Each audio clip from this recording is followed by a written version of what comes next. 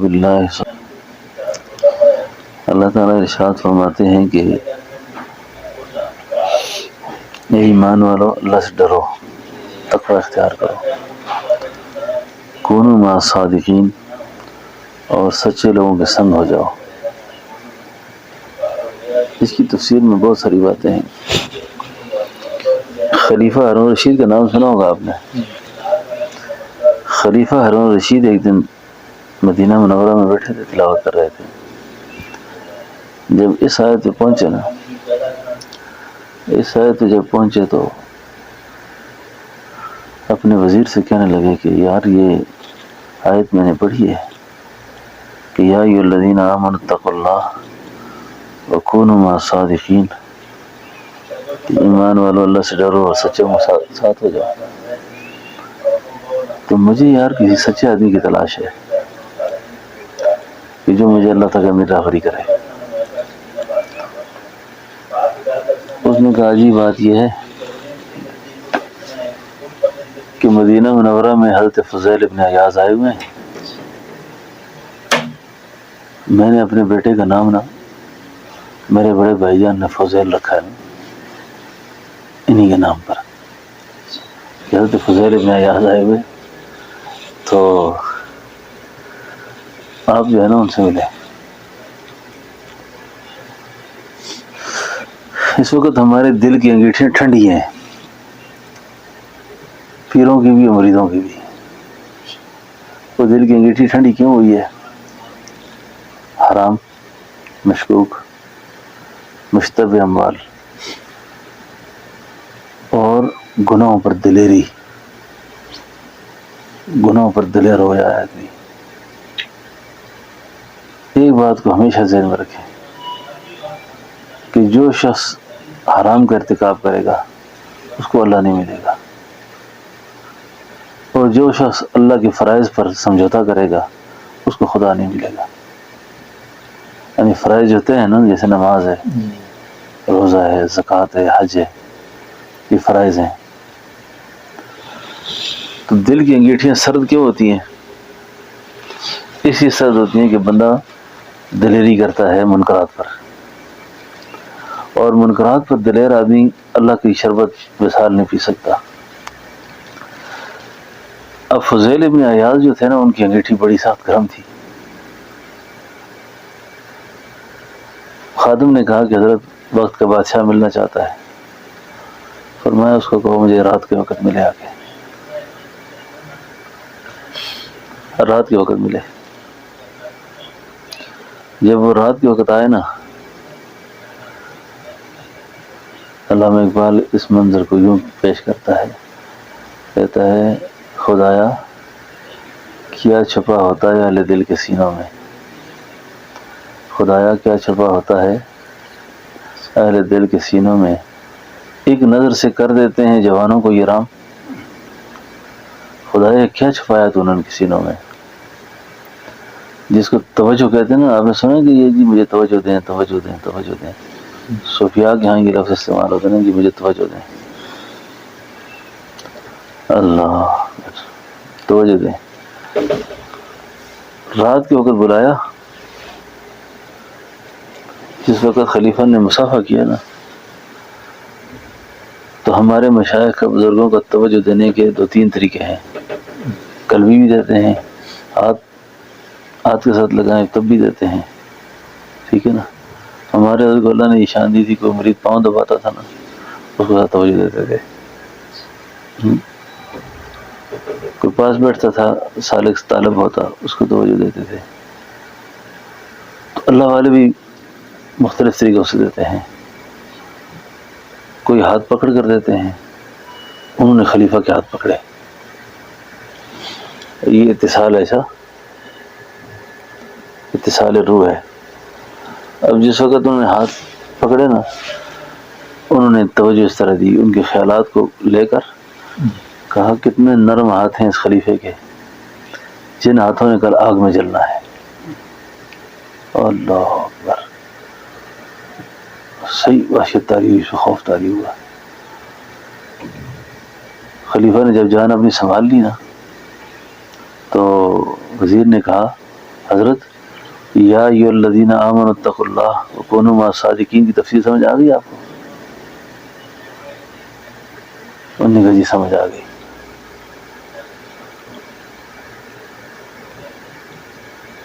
تو سچوں کی سنگت کا کیا مطلب ہے؟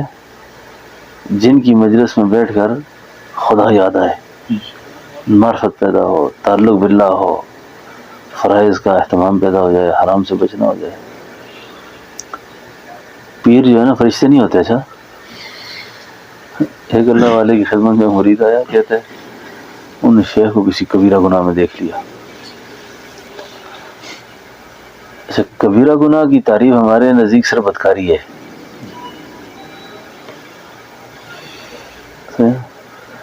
کبیرہ گناہ غیبت بھی ہے، اچھا، عیب جوئی بھی ہے، بہتان بھی ہے، الزام بھی ہے. یہ کبائر میں سے ساری چیزیں. تو مرید نے شیخ سے کہا کہ بیٹا بات یہ ہے کہ آپ بہت دور سے آئے تھے، کیونکہ روحانی فیض کے لیے یہ ضروری ہوتا ہے کہ شیخ پر اعتماد ہو.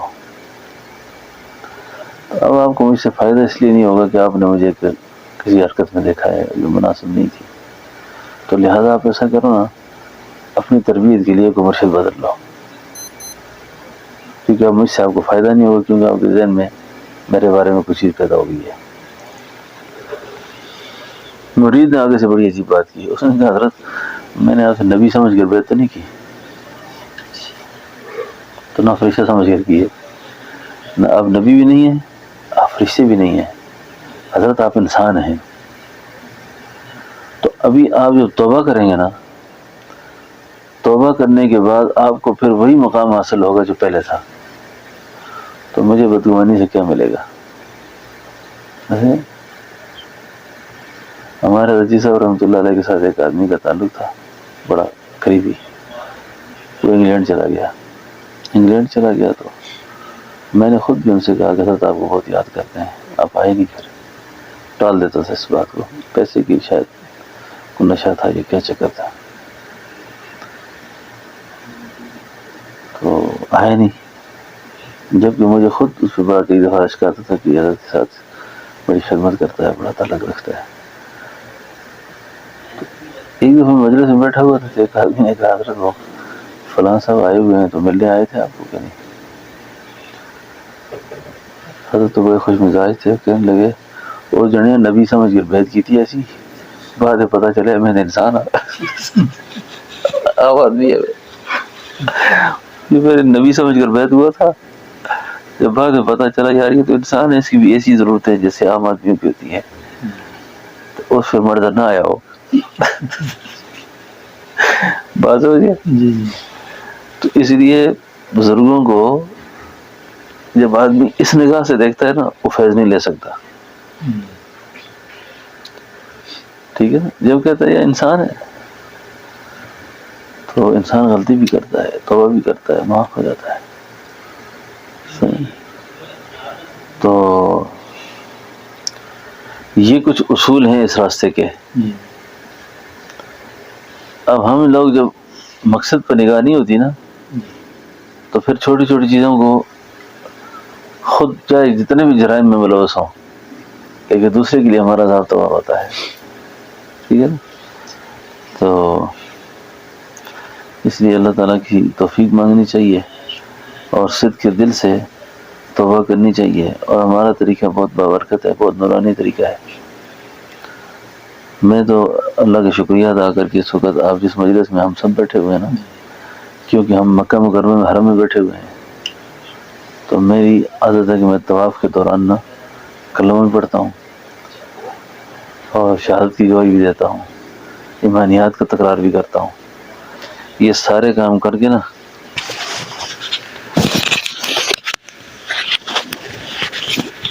یہ سارے کام اس لیے کرتا ہوں کہ اللہ تاکہ ہماری توبہ پکی ہو جائے. تو تقریباً اب حرم میں آئے ہوئے ہیں سارے، سب کی توبہ پکی ہے، سمجھے نا؟ اور اگر ہم یہ قسم اٹھا کے گئے نا کہ سب اللہ کی رحمت میں بیٹھے ہوئے ہیں اور جنت کے باغ میں بیٹھے ہوئے ہیں، تو اس میں کوئی شک نہیں سر، اس میں کوئی شک نہیں. پہلے زمانے میں غربت کے تھے نا، شاید لوگ اتنا سفر نہیں کر سکتے تھے، حالات نہیں تھے۔ ایک اللہ والے کے حالات میں لکھا ہے، کہتے ہیں کہ اگر میں ایک دفعہ کعبے پہ میری نظر پڑ جائے نا اور ایک دفعہ روزے کو دیکھ لوں تو میں کہوں گا کہ دنیا مجھ سے بڑا ولی کوئی نہیں ہے، کہ میں تو حضور کا گھر دیکھ کے آیا ہوں، اللہ کا در دیکھ کر آیا ہوں۔ یہ نعمت ہے نا۔ ہاں جی، تو اللہ کا شکریہ ادا کرنا چاہیے کہ ہم اس وقت مکہ مکرمہ میں ہیں اور بیت اللہ میں ہیں، سبحان اللہ، اور ارض حرم میں ہیں، اور اس جگہ بیٹھے ہوئے ہیں جہاں اللہ کے نبی پیدا ہوئے ہیں، اور اس مقام پر بیٹھے ہوئے جہاں تمام انبیاء آئے ہیں۔ ان گزرگاہوں سے شاید دنیا کا کوئی خطہ ایسا ہو جس نے اتنی بڑی شخصیات کو دیکھا ہو۔ یعنی یہ پتھر، یہ راستے، یہ کعبہ، یہ انبیاء کے طوافوں کا گواہ ہے، اولیاء کے، صحابہ کے، ہاں جی، خود امام الانبیاء علیہ السلام کی عظمت کا گواہ ہے یہ۔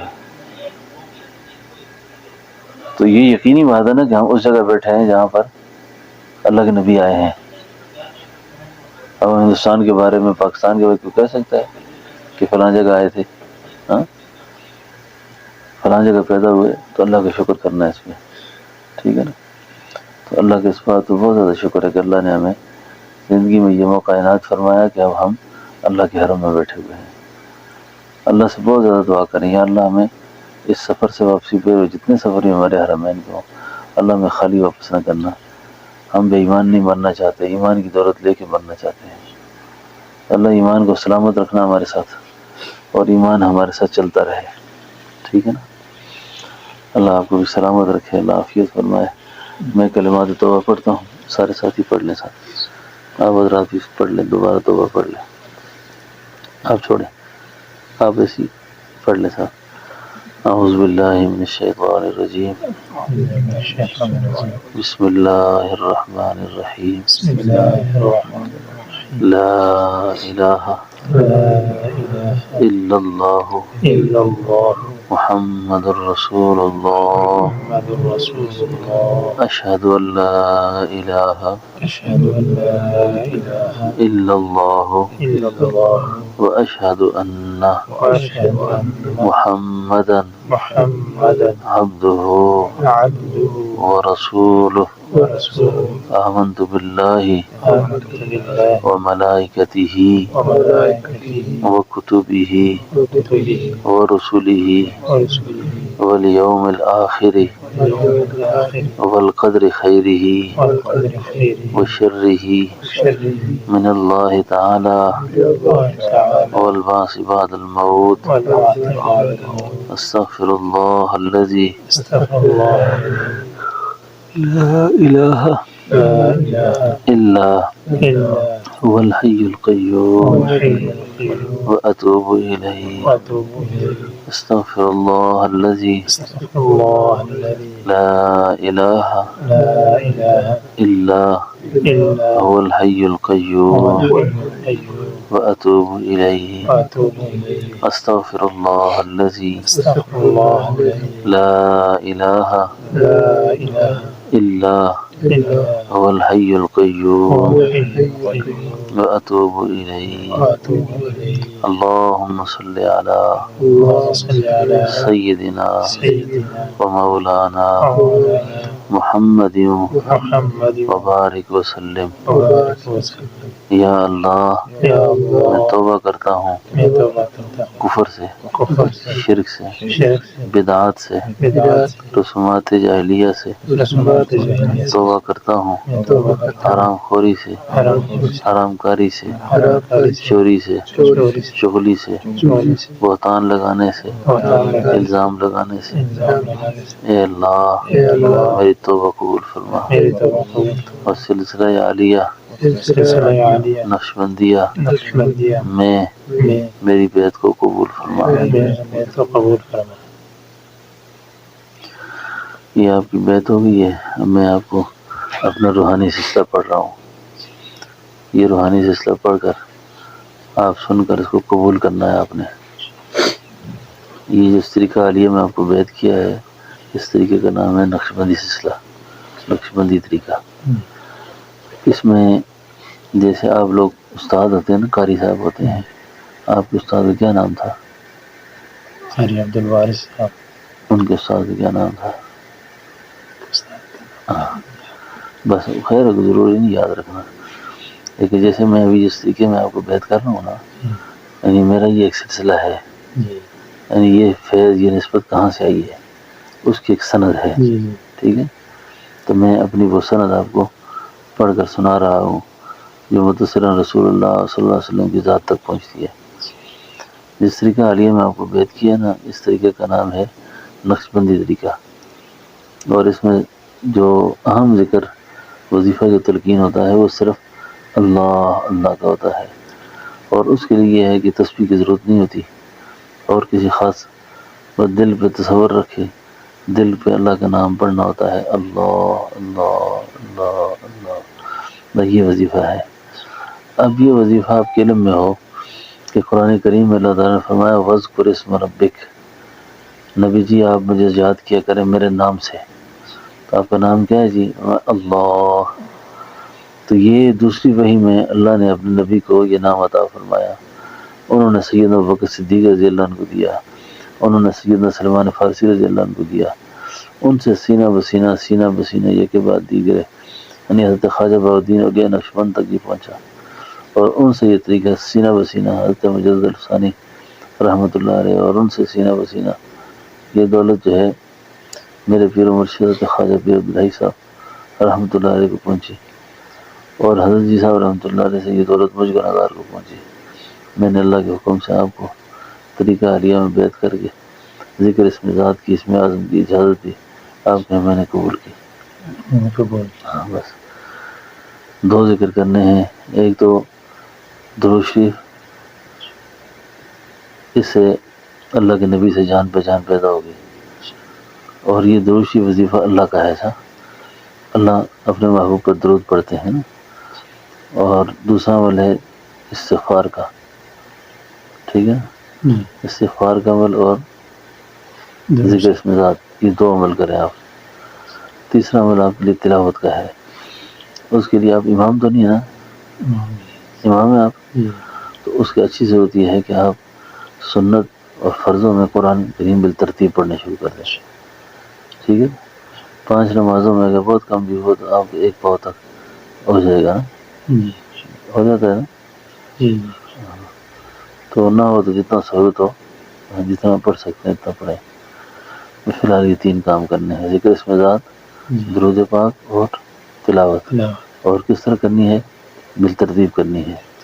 جیسے آج سے نماز اثر پڑھیں گے نا، اگر اس سے پھر سنت پڑھنے کا موقع ملتا ہے تو بس یہ جو ثنا ہے سبحانک اللہم اور فاتحہ قرأت، فاتحہ کے بعد قرأت کے لیے ترتیب مختص کر لیں. سمجھ آ گئی بات؟ بس انشاءاللہ اتوار آپ کی چھٹی ہوتی ہے، بس اتوار کی چھٹی ہو تو مغرب میں آ جایا کرے، کبھی جمعرات کو آ جایا کرے، انشاءاللہ اللہ تعالیٰ بہت برکت دیں گے. تو اس میں ذات کا ذکر جو ہے نا زبانی بھی کرنا ہے اور قلبی بھی. زبانی اس طرح دیکھیں اللہ اللہ اللہ اللہ اللہ اللہ اللہ اللہ اللہ اللہ اللہ اللہ اللہ اللہ اللہ اللہ، اتنی آواز کے ساتھ. اور قلبی طور پہ یہ آنکھیں بند کر کے دل کے اوپر تصور کر کے، تصور اس میں ذات اللہ اللہ اللہ اللہ.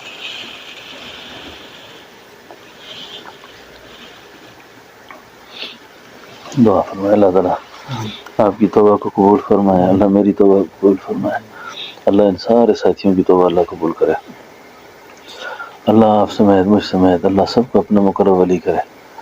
اللہ ہمارے حصے میں، ہمارے بچوں کے اولاد کے حصے میں کسی جگہ کی بدبختی ہے تو اللہ اس کو سعادت میں تبدیل کرے. اللہ ہر طرح کی پریشانیوں سے بچائے، اللہ خصوصی فضل کرے، اللہ خصوصی مہربانی فرمائے، اللہ ہم سب پر رحم فرمائے. شیل صاحب کی اہلیہ بیمار ہیں، اللہ اس پر رحم کرے، اللہ سے شفا دے، اللہ امتحان سے بچائے، اللہ کسی ناراضگی سے بچائے، اللہ اپنے فضل متوجہ کرے، ان کو بخیر و عافیت سے سلامتی کے ساتھ اللہ گھر لوٹائے. اللہ اپنے خاص فضل و کرم سے ہمارے گھر کی پریشانیاں دور فرمائے، اللہ ہمارے قرض ختم فرمائے، اللہ مرض دور کرے، علت سے بچائے، ذلت سے بچائے، بری موت سے اللہ بچائے، برے انجام سے اللہ بچائے، اللہ ہمارے والدین کی، ہمارے مشائخ کی، ہمارے اساتذہ کی، بہن بھائیوں کی اللہ مغفرت فرمائے، ان کی قبروں کو اللہ جنت کے باغ بنائے، اللہ ہم پر رحم فرمائے، اللہ ہم پر رحم فرمائے، ہمارے مساجد کی، مدارس کی، مراکز کی، خانقاہوں کی اللہ پاک حفاظت فرمائے، جب تک زندہ اللہ دین پہ زندہ رکھے، مرتے وقت ایمان نصیب فرمائے، وصلی اللہ تعالیٰ علی خیر محمد و علیہ وسلم۔